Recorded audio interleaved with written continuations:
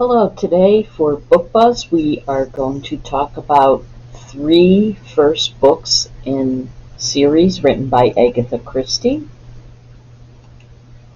So the first characters we are talking about are Tommy and Tuppence, and the book that they first appeared in was The Secret Adversary.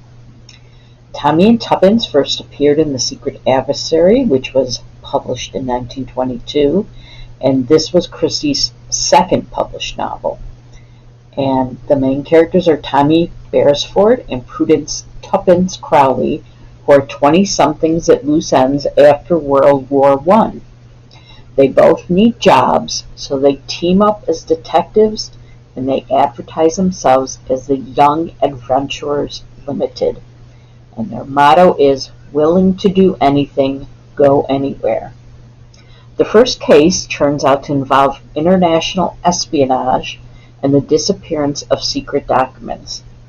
Christie dedicates this book to her readers, to all those who lead monotonous lives in the hope that they experience at second hand the delights and dangers of adventures. This book has plenty of action, secret identities, and peril for the young adventurers. Tommy and Tuppence appear in 4 novels and a collection of short stories.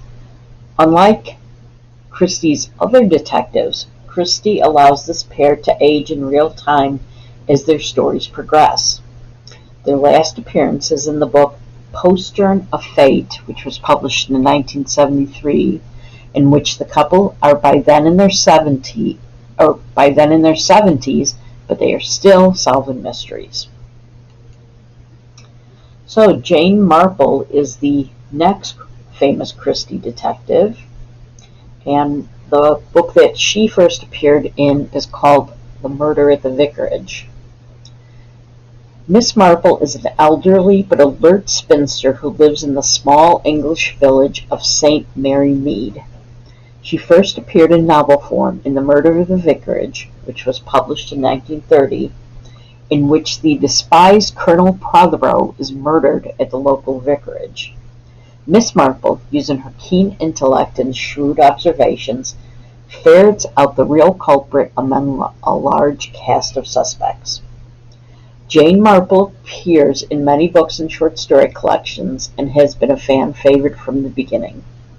She is an unlikely amateur detective who uses her unassuming appearance to her advantage as she compares suspects and situations to everyday people in life in her small village.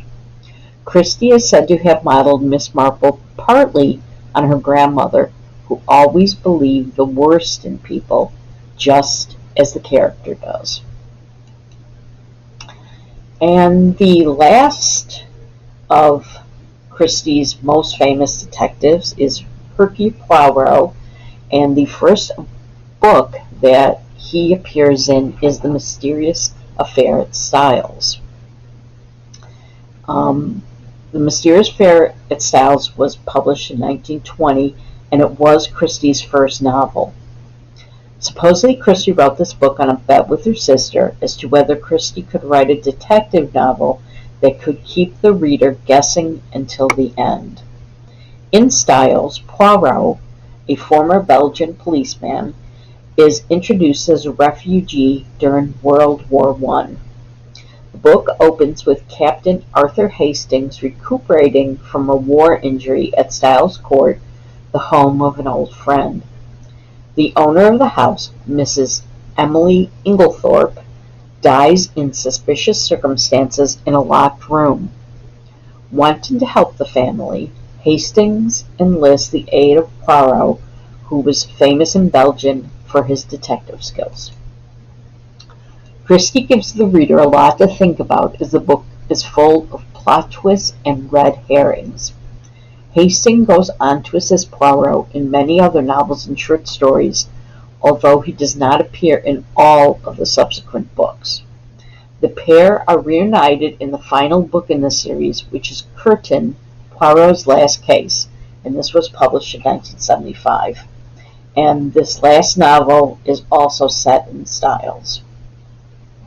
So Community Library has these books and many more in Agatha Christie's very large canon of work. We do have book discussion kits of The Murder in the Vicarage and The Secret Adversary. So if you have a book discussion group, you might want to keep those in mind.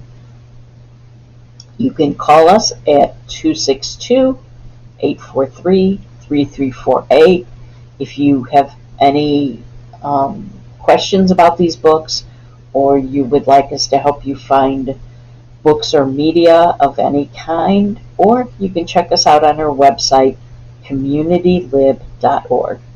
Thank you for listening today. Bye.